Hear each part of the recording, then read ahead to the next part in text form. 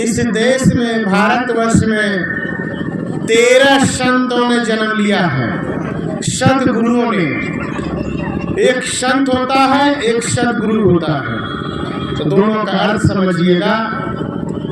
एक जगत गुरु होता है और एक सदगुरु होता है। सदगुरु का मतलब होता है कि जो अपने द्वारा एक विचार प्रस्तुत करे और उसको समाज को दे।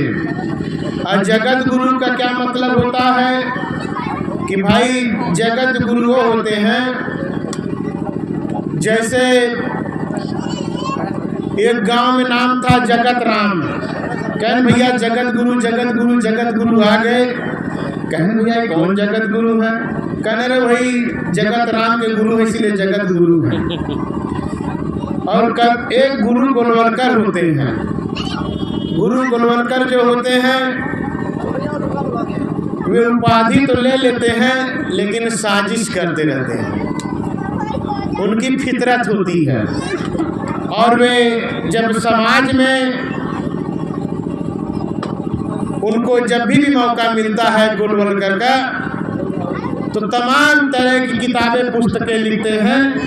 आप लोगों ने देखा होगा कि अभी कर्नाटक में उन्हीं का चेला कौन सावरकर था, वह किताब लिखी गई, बच्चों को पढ़ाया जा रहा था कि उसको काला पानी की सजा मिली थी और एक सुराख था, आवाज नहीं आ रही लगाए, एक सुराख था, उस पे बुलबुल आके बैठती थी और उनको सावरकर को उठाती थी, उस पे बैठते थे तो फिर देश भ्रमण में ले जाती थी, वहाँ के बच्चों को पढ़ाया जाता था। ऐसे ही गुरु गोलवलकर हर जगह पैदा होते हैं, हमें पहचानने की जरूरत है और सदगुरुओं के द्वारा बताए रास्ते पे चलने की जरूरत है। संत शिरोमणि संत तो भारतवर्ष में इनको लेकर के 13 लोग हुए जिन्होंने यहाँ पे मनवादी और ब्राह्मणवादी व्यवस्था का पुरजोर विरोध किया। भाई इधर सिगरेट मत पीना, मुझे बहुत तकलीफ होती, कोई बीड़ी सिगरेट पी रहा हो पीछे वाले भाई इसको ध्यान रखो, बहुत देर से दिक्कत है। और जब सदगुरु इनको लेके 13 लोग हुए और 13 लोगों ने 10 तो सिखों में भी हुए और इनको लेकर के 13 लोग हुए और 13 लोगों ने इस भारत की पावन धरती पे किसी एक चीज का अगर विरोध किया तो सिर्फ ब्राह्मण वाली व्यवस्था, मनवादी व्यवस्था का विरोध किया और विचारधारा दी, हमें अपने जीवन जीने का तरीका बताया, हमें चलने का तरीका बताया। सब तो संत हुए लेकिन संत शिरोमणि सिर्फ एक को उपाधि मिली, वो संत रविदास जी। हमारे दो साथियों ने, मैं समझ रहा हूँ राजेश जी ने और आपने कहा, एक उनके हजारों उनकी पोएट है, हजारों दोहे हैं, लंबी लंबी कविताएं हैं, जिन्होंने समाज को चेतना देने का काम, समाज को चिंतन मनन करने के बाद उन्होंने बहुत विचार देने का काम किया। उसी में से एक उनकी है कि मन चंगा तो कठौती में गंगा। कितने लोग जानते हैं कि मन चंगा तो कठौती में गंगा, ये क्यों और किस लिए और कब और किस समय प्रयोग किया गया था संत शिरोमणि सदगुरु रविदास जी महाराज जी द्वारा। साथियों, आप जानते हैं कि इस देश में 60 से ज्यादा अधिक राजाओं की, रियासत के राजाओं ने, क्षत्रिय राजा ने, राजपूतों ने संत शिरोमणि रविदास जी को अपना गुरु माना। और उन्हीं में से एक छत्राणी जो बहुत मशहूर हुई, मीरा जो थी, इनको अपना गुरु माना। और साथियों, यही काशी नरेश आपके बगल में ही है। मैं समझ रहा हूँ यहाँ से 100 किलोमीटर भी नहीं होगा, कम ही होगा। बनारस गोवर्धन जो जहाँ पे आपका जन्म हुआ था, यहाँ से 100 किलोमीटर से कम आबादी होगी। और संत शिरोमणि रविदास जी महाराज जूता सिल रहे थे और अपने जीवन यापन करने के लिए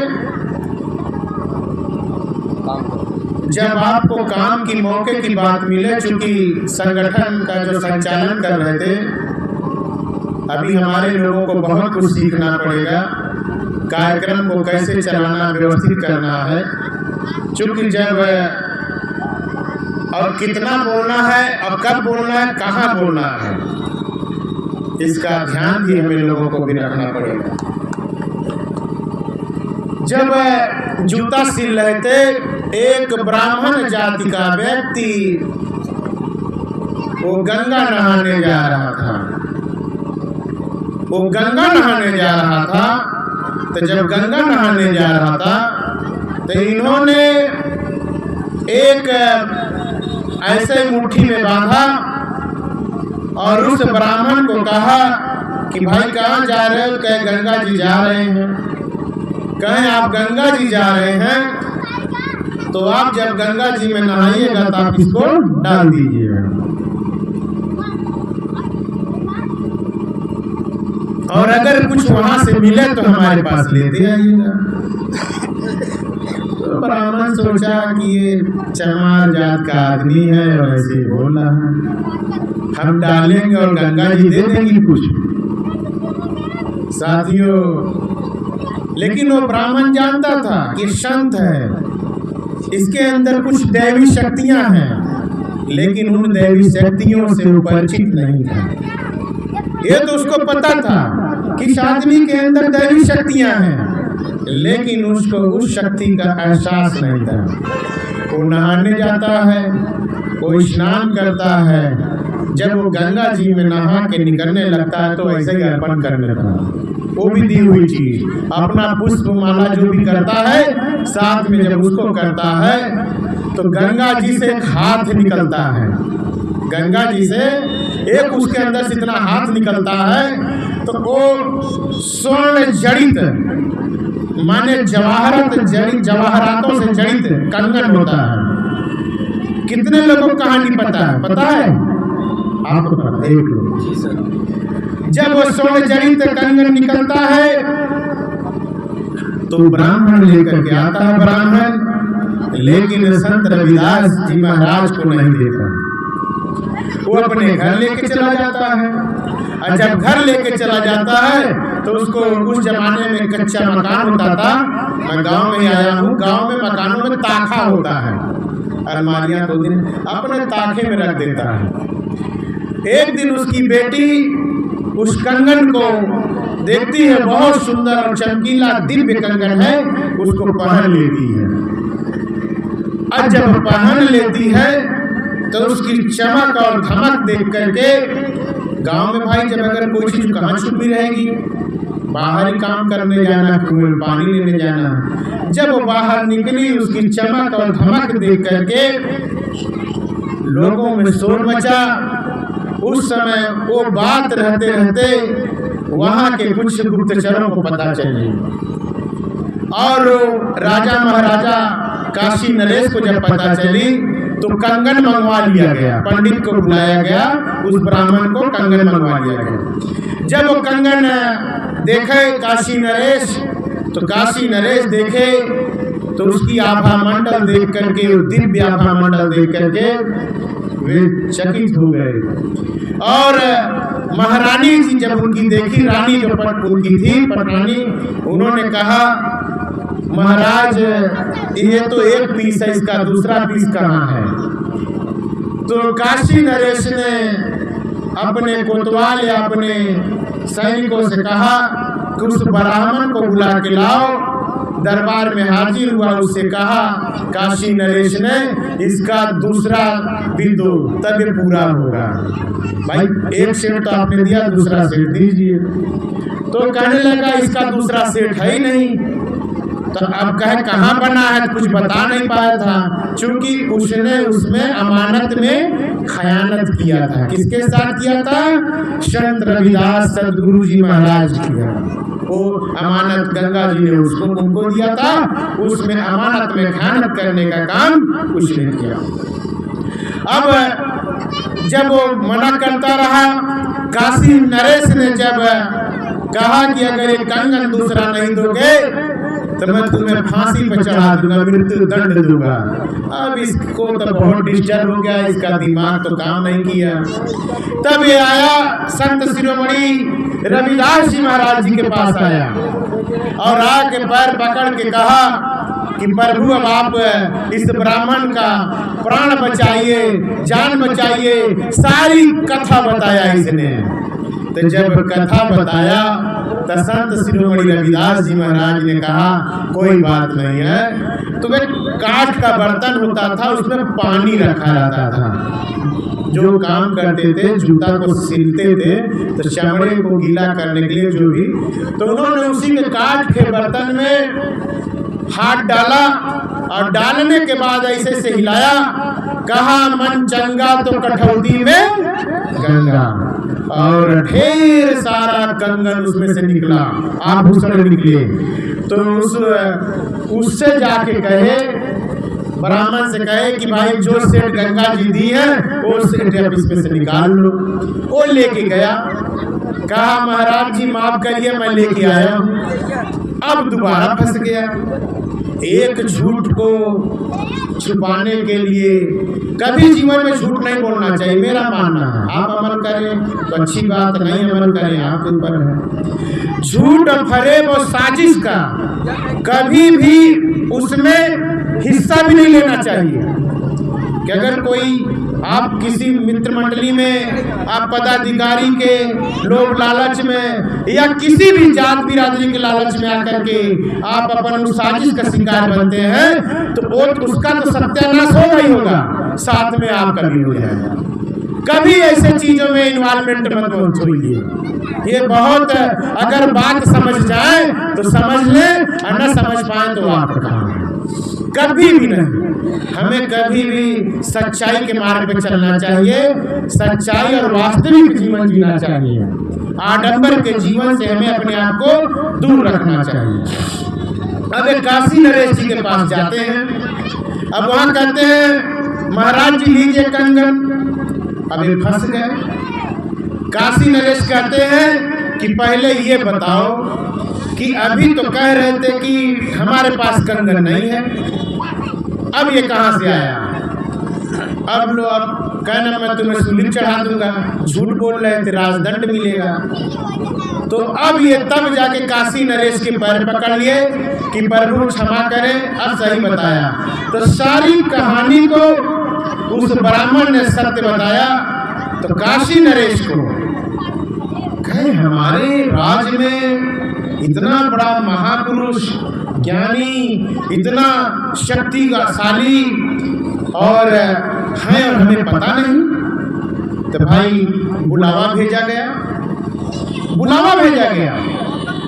अब बाइज्जत इनके लिए आज के जमाने में जब हम किसी को भी सम्मान देते हैं तो हम कहते हैं रेड कारपेट बिछा दिए हैं। हाथी घोड़े आए, सदगुरु शिरोमणि रविदास जी महाराज जी को लेके गए। रविदास जी महाराज जी जब बैठे, जब इनसे विचारों को सुने, काशी नरेश, आप ये जान लीजिए इतिहास के पन्नों में, आप अगर हमारे बताने से जान लेंगे तो अच्छा है, नहीं बताइए तो आप भी किताब कापी खोलिए पढ़िए। इस देश में, इस धरती से अगर किसी ने आपका सम्मान किया, अगर किसी ने इस आध्यात्म की ऊंचाई को किसी ने पार किया तो सिर्फ क्षत्रियों ने पार किया। आप इसको जाइएगा गहराई में। और भाई जो राजा होगा वही तो कुछ छोड़ के जा सकता है। मोदी जैसा क्या चाय बेचना छोड़ दिया? अरे भाई चाय की दुकान छोड़ के देश बेच रहे थे। तो इन राजाओं ने जब सदगुरु महाराज जी के विचार सुने तो उनको लगा कि वाकई ही इतना दिव्य मंडल इन्होंने अपने राज्य में ढिढोरा पिटवा दिया, डुगडुगी पिटवा दिया। इस खुशी में कि आप लोग आइए, हमारे राज्य में इतनी महान शक्ति विराजमान है, हम लोग इधर उधर भटक रहे हैं। साथियों, उन्होंने भोज पे बुलाया, बड़े बड़े महामंडलेश्वर आजकल बैठे हैं इलाहाबाद में माघ मेला में। उस समय के महामंडलेश्वर श्री श्री श्री श्री श्री ये क्या 1008 का मतलब हम नहीं जानते हैं, तो 1008 सब लगा लगा के बैठे हैं। तो आए सब एक से बड़े बड़े। तो काशी नरेश ने उनका परिचय दिया कि महाराज जी हैं, ये संत हैं, इतने बड़े शक्तिशाली हैं, ये हमारे राज्य में है। हमारा जीवन, हमारे महापुरुषों का, हमारे पूर्वजों का जीवन धन्य हो गया कि हमारे राज्य में संत शिरोमणि रविदास जी हैं और सूर्य के समान है चमक। साथियों, सब ब्राह्मणों ने सुना, उन्होंने कहा कि अब हम लोग एक पंक्ति में बैठेंगे और संत शिरोमणि रविदास जी महाराज जी के साथ हम लोग बैठ के खाना खाएंगे और इनके साथ बैठने के साथ हमारा भी जीवन धन्य हो जाएगा। पांत बैठी, महाराज जी भी उसी पांत बैठ गए, बगल में संत शिरोमणि रविदास जी महाराज जी बैठ गए। खाना चलने लगा, तो जैसे ही चला सारे ब्राह्मण जो थे वे खड़े हो गए, कहने लगे हम इस चमार के साथ भोजन नहीं करेंगे, हमारा धर्म भ्रष्ट हो जाएगा, हमारा धर्म भ्रष्ट हो जाएगा, और विरोध कर गए। तो साथियों, संत शिरोमणि रविदास महाराज जी खड़े हो गए, कहे आप लोग ब्राह्मण लोग आप लोग भोजन करें, मैं हट जा रहा हूँ। और साथ ही साथ काशी नरेश जो थे वो भी हट गए। और जब हट गए तो भोजन लगा, तो जब भोजन लगा तो जैसे ही खाना भोजन करने लगे, तो जैसे हमारे बगल में जिला प्रभारी ये बैठे हैं, इनको हम संत रविदास दिख रहे हैं, हमें ये दिख रहे हैं, हर एक दूसरे का चेहरा संत रविदास हो गया। अब पूरा भ्रम फैल गया, अब बड़ा डिस्टर्ब माहौल हो गया। अब किसको छोड़े, उसमें बस गए, उनमें बस गए, अब बड़ा माहौल खराब हो गया। फिर सभी श्री श्री श्री 1008 जितने लोग थे सब संत रविदास जी महाराज से माफी मांगे, तब वहां भोजन स्टार्ट हुआ, तब वहां सात पद बैठे। ये शक्ति है, उनकी हजारों शक्तियां, चमत्कार तो इतने उन्होंने किए हैं कि जिसकी कोई सीमा नहीं। अगर आप कहते छोटा सा बैठा, एक और मीरा महारानी जो मीरा थी, तो मीरा जो थी उनके पिता के राज्य में एक हंस और हंसनी थे।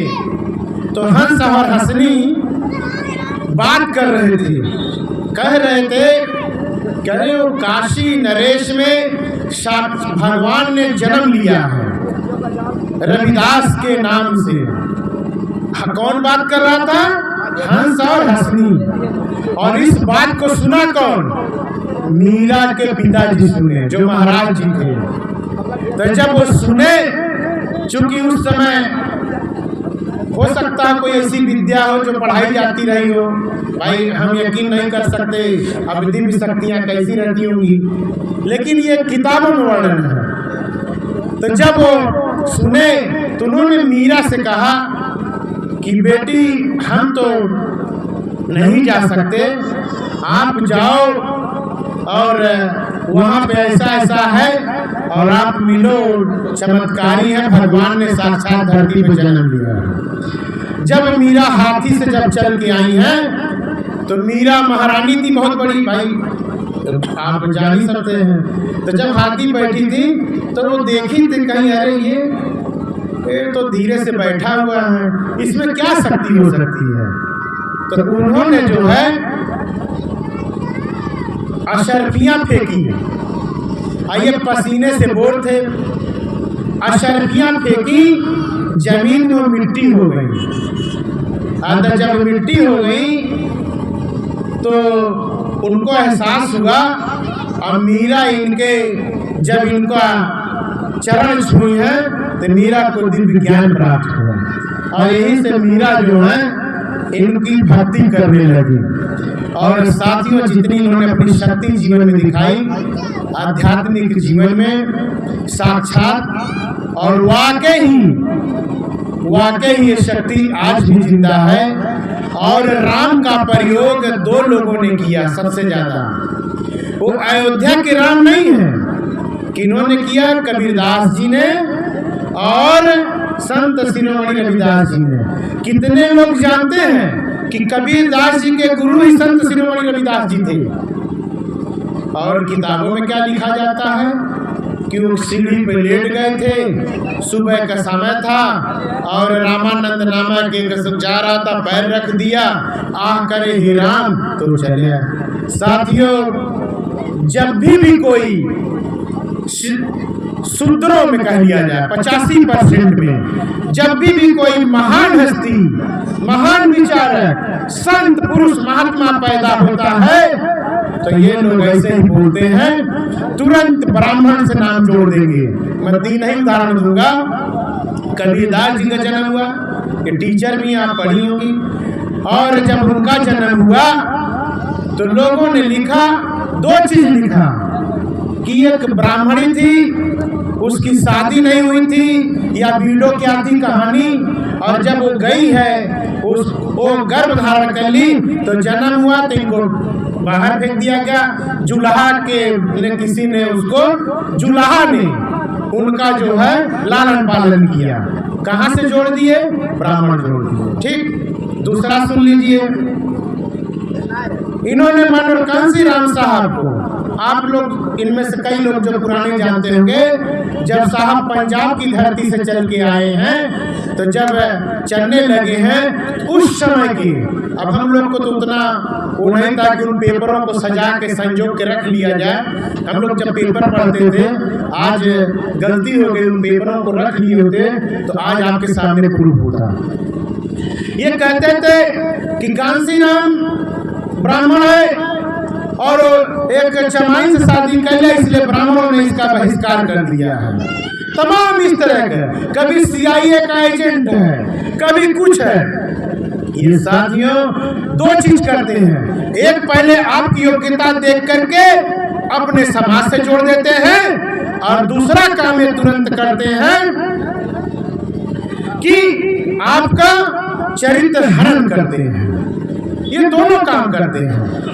तो साथियों, जब इस तरह न कर पाएंगे तो अपने मंत्र में फंसा लेते हैं साम दाम दंड भेद भाव, और उस चाल में ये विष्णु का जो चक्र है यही उसकी शक्तिशाली है। साम दाम दंड भेद भाव, ये 5 जो शब्द हैं, इसी में ये मंत्र इनके हैं कि पहले समझाना, दाम देना, खरीदना, साम दाम दंड। अगर समझाने से, दाम देने से नहीं मानता है तो दंड दो, दंड से नहीं मानता तो भेदभाव पैदा करो, और पैसे भी नहीं पैदा करता तो भेदभाव पैदा करके फूट डालो और राज डालो, राज करो। ये जबरदस्ती की बात है, ये अंग्रेजों ने नहीं कहा, ये इन्होंने कहा। अभी हमारा कोई साथी बोल रहा था, मैंने नहीं ध्यान दिया, किसी ने कहा तिलक, तराजू और तलवार, मानव मसीहा कांसी राम साहब ने कहा। इस साथियों, मैंने ध्यान दिया, किसी ने मंच पे कहा, राजेश ये मानव मसीहा कांसी राम साहब के शब्द कभी नहीं थे। अगर नहीं जानते हो तो जान लो। मानव मसीहा कांसी राम साहब का सिर्फ नारा था, ब्राह्मण बनिया ठाकुर छोड़, बाकी सब है DS छोड़। ये साहब का नारा था, और मनुवादियों के द्वारा इजाद किया हुआ नारा है, जो उनके दिए हुए द्वारा पेपरों के द्वारा कि तिलक, तराजू और तलवार, इनको मारे जूतों चार। ये इन्होंने मानव मसीहा कांसी राम साहब को बदनाम करने के लिए इन्होंने षड्यंत्र रचा, और इस तरह की बातें ये करके उन गुमराह करने का काम करते हैं। मानव मसीहा कांसी राम साहब ने कभी भी कुछ नहीं बोला। इन लोगों हाँ साहब ने ये बात कहा, जब मीटिंग करते थे तो जब 85% की बात करते थे तो हमने खुद सुना साहब, जब एक छोटा सा माइक ले लेते थे, आजकल आता है ना वो हैंड, कहते थे कि भाई इसमें से जो भी ब्राह्मण बनिया ठाकुर है वो हमारी मीटिंगों से मनवादी का जो पुत्र है वो यहाँ से छोड़ के चला जाए, क्योंकि जो मैं बोलूंगा आपको पसंद नहीं आएगा, मैं अपने समाज 85% को तैयार करने आया हूँ। ये साहब की विचारधारा होती थी। साथियों, तमाम चीजें हैं, चूंकि जब हम कार्यक्रम करते हैं तो हमारे लोगों को समझना चाहिए कि किस समय क्या चीज करना चाहिए, और जब हमारे लोग चले जाएंगे, जब हम तैयार करने के लिए निकले हैं, तो जब हमारे लोग ही जब चले जाएंगे तो हमें बोलने का किससे हम बोलेंगे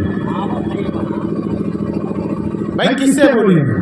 आपको अगर इतनी अपने लोगों को नहीं समझोगे, अब उठते जा रहे लोग, अब भाई उठते जा रहे नहीं जा रहे, तो आप कार्यक्रम करते हैं, हमारा एक साथी कोई कार्यक्रम करता है, मेहनत करता है, अपना रात दिन का पैसा बचाता है, तब हमें मौका देता है, तो उसका हमें प्रयोग करना चाहिए।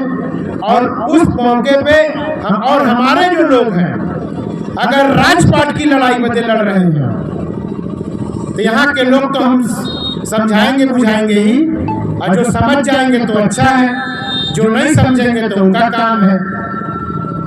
अगर राजपाट की लड़ाई में अगर आप लोग अपना समय चाहते हो कि आपको राज मिले, पाठ मिले, तो अगर आप अपना 2-4 घंटे का समय इस विधानसभा में, कितने दिन बाद पहला कार्यक्रम हो रहा है ना, दूसरा हमारे तो 2 ही का, दूसरा तीसरा कार्यक्रम प्रदेश अध्यक्ष जी आए थे। राजपाट की लड़ाई है, अगर उस लड़ाई में अगर आप विचारों को नहीं सुनोगे, अगर उसको अमल नहीं करोगे, तो फिर ताली और गाली देते हो, कुछ नहीं होना उससे। क्यों कि अभी एक चंडीगढ़ की घटना हुई, साथियों, हमारे वोट की कीमत मोदी ने 0 कर दी है। किससे कर दी है? ईवीएम से। डॉक्टर बाबा साहब अम्बेडकर ने इस देश में संविधान लिखने के साथ साथ, चाहे रानी के पेट से पैदा हो, चाहे नौकरानी के पेट से पैदा हो, चाहे राष्ट्रपति हो, चाहे प्रधानमंत्री हो, चाहे गुरु राम हो, चाहे कटवारू राम हो, चाहे बाबू साहब हो, चाहे पंडित जी हो, या चाहे इस देश का कोई भी व्यक्ति हो, एक व्यक्ति, एक मूल्य और एक वोट की एक कीमत, ये बाबा साहब ने दिया। और बाबा साहब की दी हुई ताकत से हमें आज बोलने का मौका है। आज जो हम बोल पा रहे हैं, जो हम पढ़ पा रहे हैं, जो हमें समाज में सम्मान मिल रहा है, या हम अच्छा खा ले रहे हैं, अच्छा पहन ले रहे हैं, ये अभिव्यक्ति की आजादी जो मिली है, अगर एक वोट की कीमत न हो तो हमारे दरवाजे बड़े बड़े लोग नहीं आएंगे। ये वो कीमत है कि आपके शरीर से अगर नहाए भी नहीं है तो भी आपके लड़का नाक भरा तो उसको उठा लेते हैं, अरे बाबू क्या नाम है, करते हैं नहीं करते हैं, वो आपकी एक वोट की कीमत है। और उस कीमत को ईवीएम से 0 कर दिया जा रहा। क्या कर दिया गया? ईवीएम से 0 कर दिया गया। इसीलिए तो भारत सरकार मोदी एंड कंपनी को आपकी कुत्ता बिल्ली के बराबर भी इज्जत नहीं है।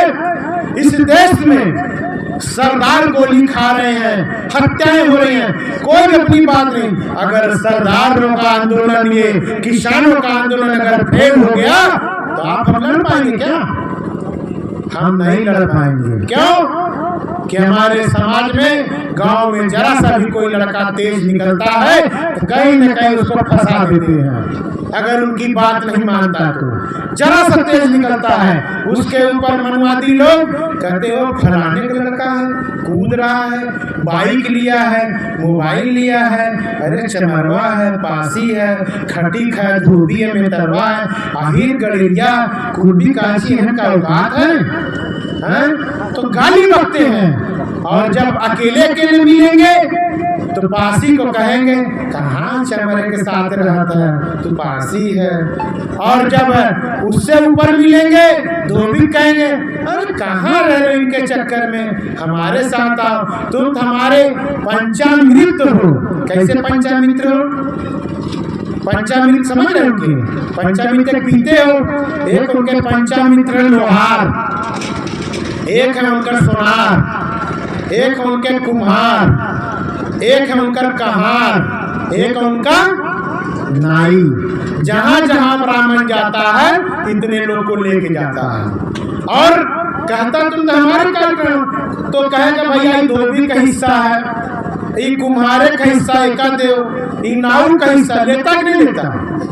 तो ये पंचामृतों को लेके चलता है, बांध के रखा है।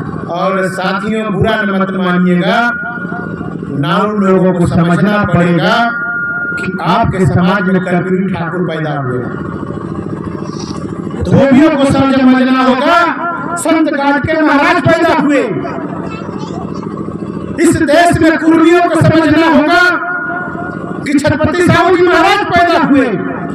इस देश में शाक्य, सैनी, कुशवाहा, कोयरी को समझना होगा, मौर्य को, कि आप तो ये शरीर है ना, ये शरीर है। ब्राह्मण ने बांटा कि ब्राह्मण इससे, क्षत्रिय इससे, वैश्य से, शूद्र इससे।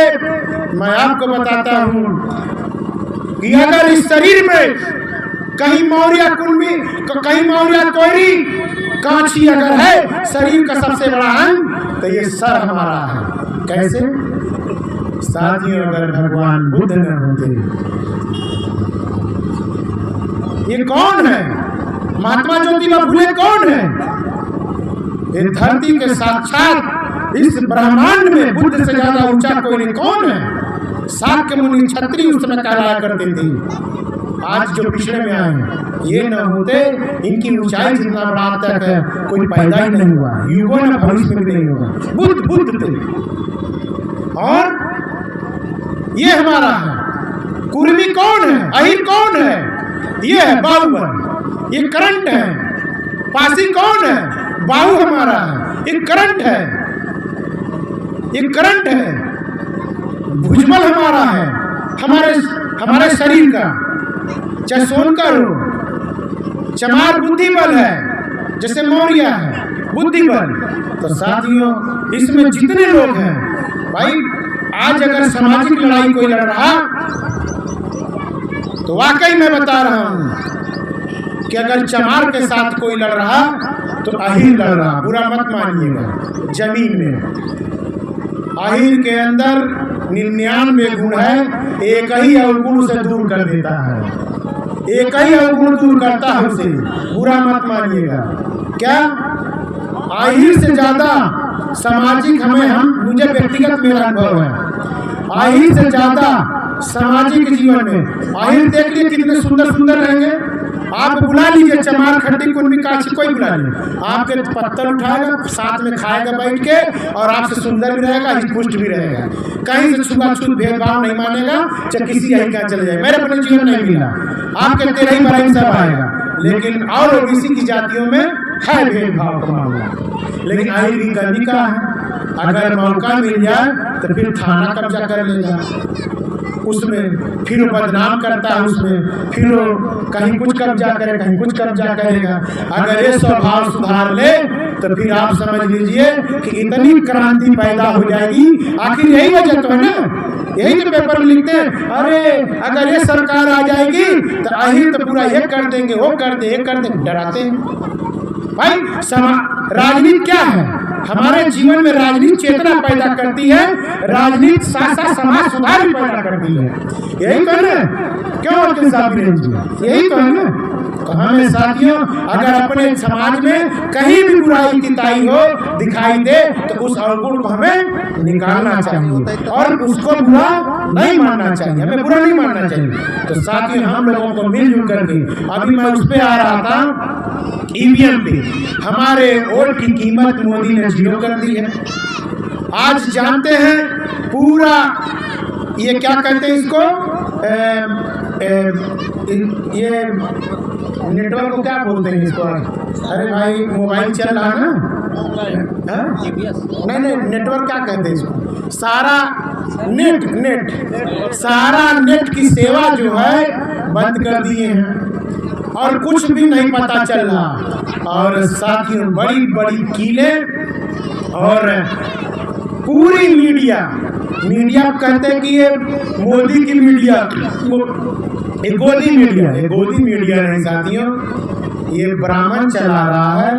अब बनिया का चैनल है, ब्राह्मण और बनिया की युति हुई है और क्षत्रियों को इस समय उन्होंने बाहर निकाल दिया है, उसकी जरूरत नहीं है।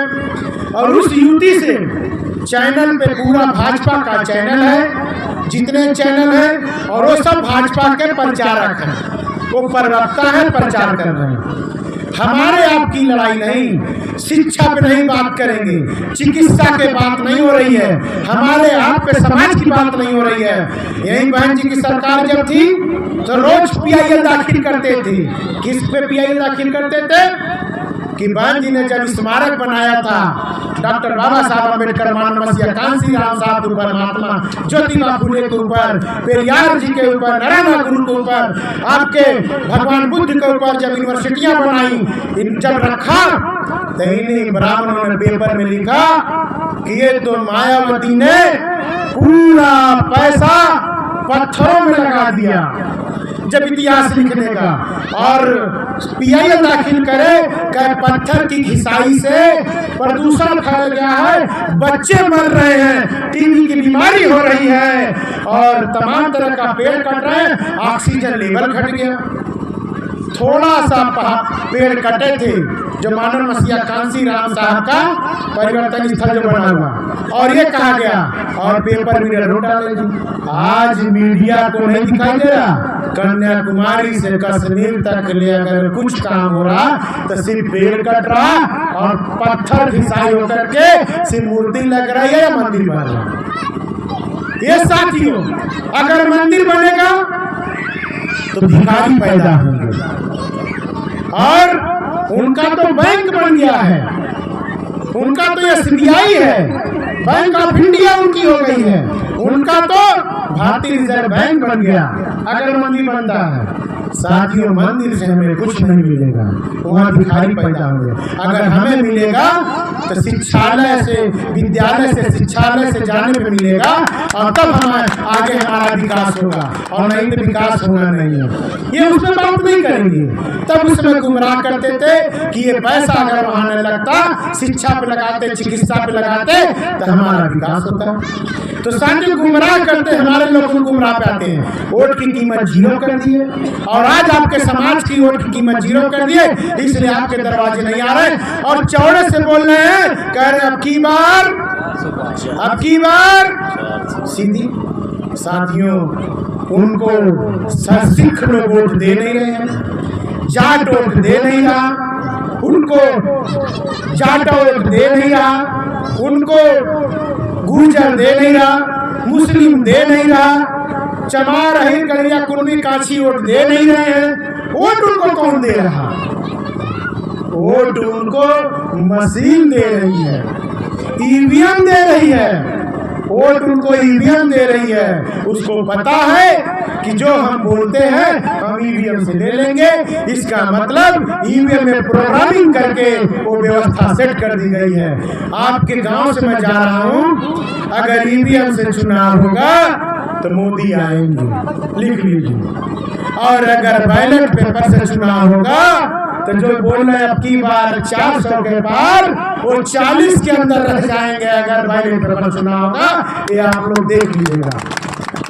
चूंकि मोदी की जान, शैतान की जान उस तोते में है। और आज का तोता कौन है? ईवीएम है। आज कौन है? ईवीएम है। अभी मेरी जब मुलाकात होगी, मैंने राष्ट्रीय अध्यक्ष जी से बात करूंगा, इस विषय पर अपनी बात वहां मैंने रखा था। और मैं कहूंगा कि बहुत बड़े पैमाने पे हमें अगर देश में राजपाट चाहते हो तो एक बार इस देश में जेल और रेल में पैर रख करके ईवीएम के लिए हमें आपको तैयारी करनी पड़ेगी, तब जाकर के आपका राजपाट आएगा। नहीं तो आने वाला नहीं है इस देश में, चाहे जितना कुछ भी आप कर लीजिए। चूक कि वोट की चोरी है, हम बटन दबाते हैं, हमें पता नहीं चलता। हमारा मौलिक अधिकार है कि हम राम प्रसाद को दे रहे हैं कि प्यारे लाल को दे रहे हैं, कि हम किसे वोट दे रहे हैं। हम जिसे भी वोट डालें, हमारा वोट हमें दिखना चाहिए। अभी चंडीगढ़ में लोगों ने कहा कि अरे साहब, ये तो ईवीएम से वोट होता तो कोई भी गलती नहीं होती, वोट फलाने को मिल जाता और हेराफेरी नहीं होती। ये तो बैलेट पेपर से वोट हुआ, इसलिए चंडीगढ़ में पीठासीन अधिकारी ने बेईमानी कर ली, इसलिए हम बैलेट पेपर से चुनाव नहीं होना चाहिए। अरे बैलेट पेपर से चुनाव हुआ, इसीलिए चोरी पकड़ी गई। ईवीएम में तो पता ही नहीं चलेगा। अगर बैलेट पेपर से चुनाव होगा तो हमें पता है कि हमने किसको वोट दिया, हमारे वोट की कीमत एक, हमारी वोट की गिनती होगी, तब हमारा प्रत्याशी चुनाव जीतेगा।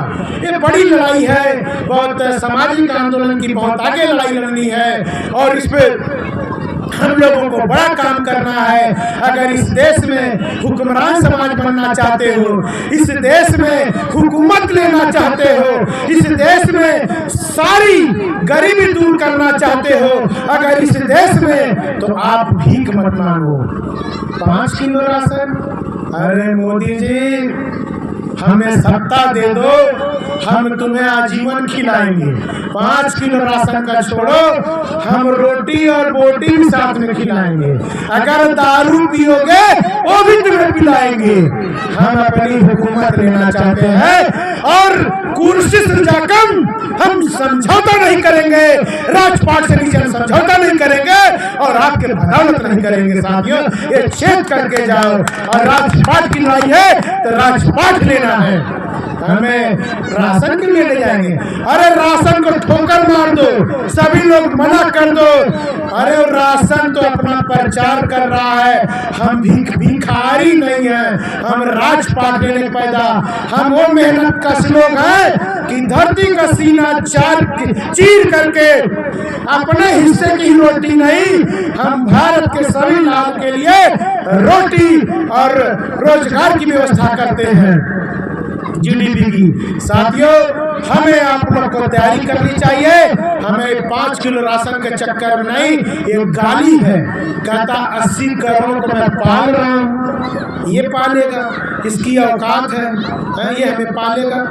हमने वोट देके इसको कुर्सी में बैठाया है, ये हमारा नौकर है, ये हमारा नौकर है, प्रधान सेवक है, और नौकर मालिक को पालेगा। भाई नौकर मालिक को पालेगा, मोदी हमें पाल रहा कि हम मोदी को बैठाएंगे। सिर्फ साथियों, हमें आपको तैयारी करनी है।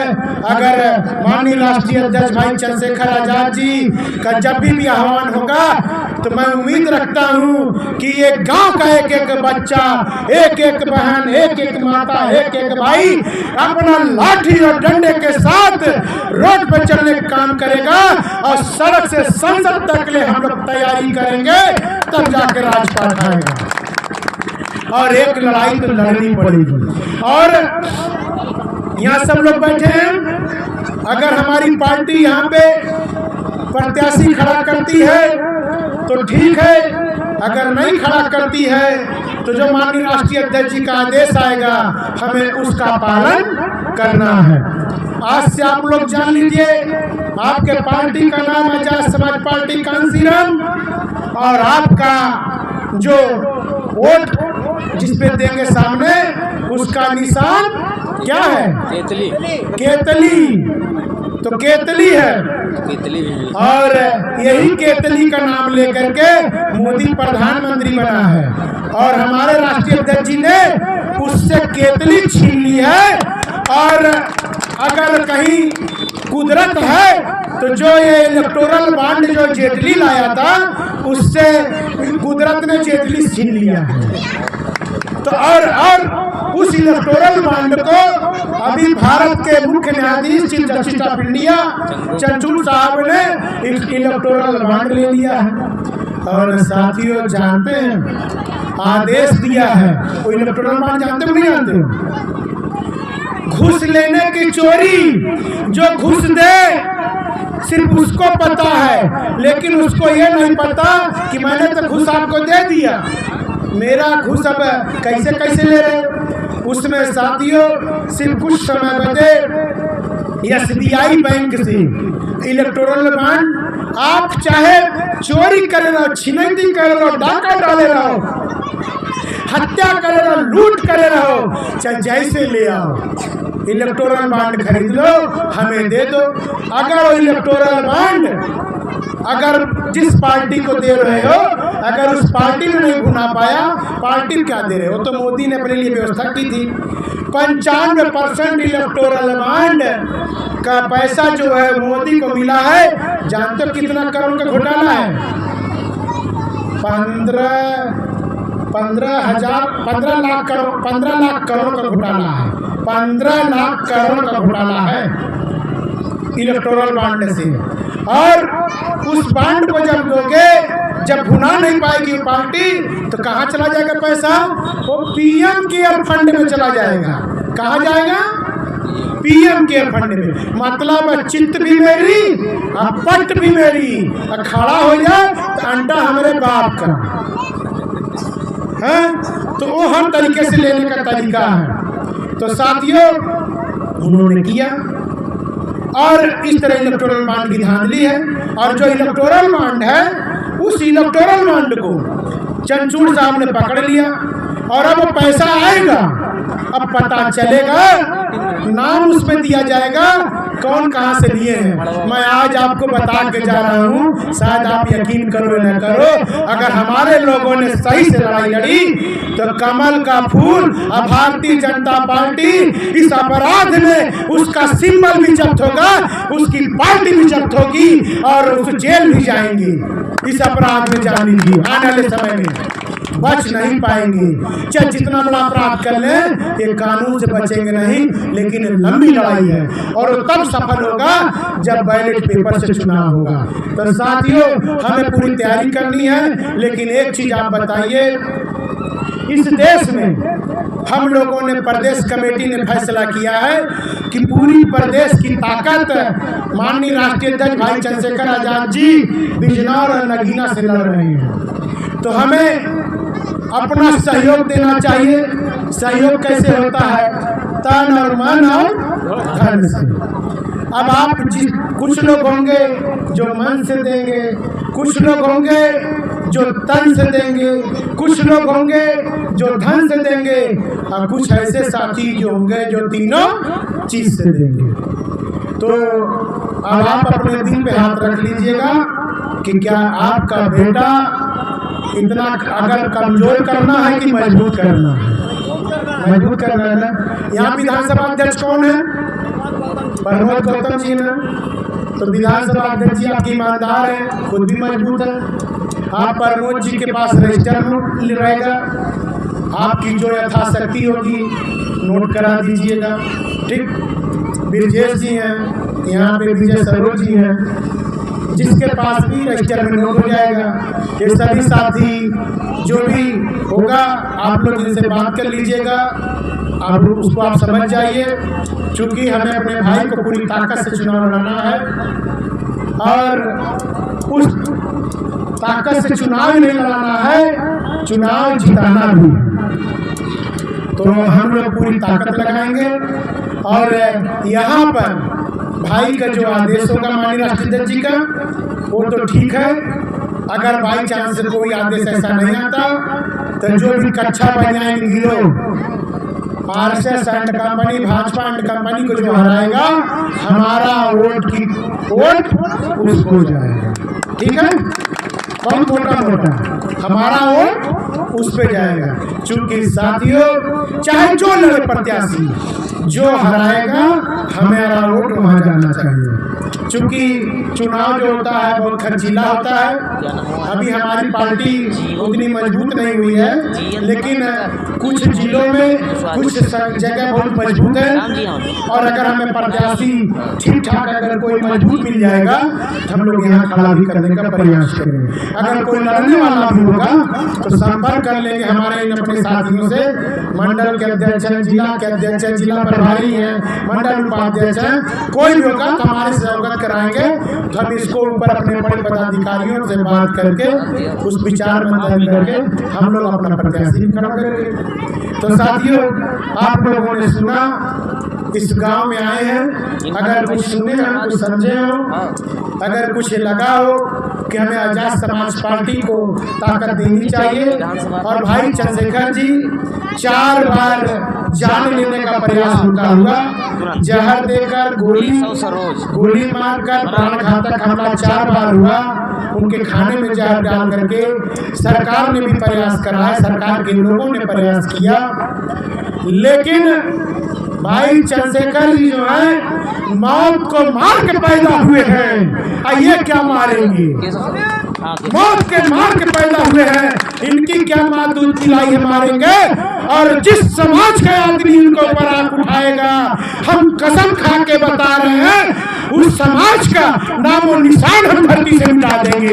अगर भाई चंद्रशेखर के ऊपर आंख उठाने का प्रयास चाहे जिस जाति और धर्म का व्यक्ति करेगा, भाई चंद्रशेखर आजाद को हम लोग कहीं से भी कमजोर नहीं होने देंगे। वो हमारे समाज की आन बान शान मान मर्यादा है।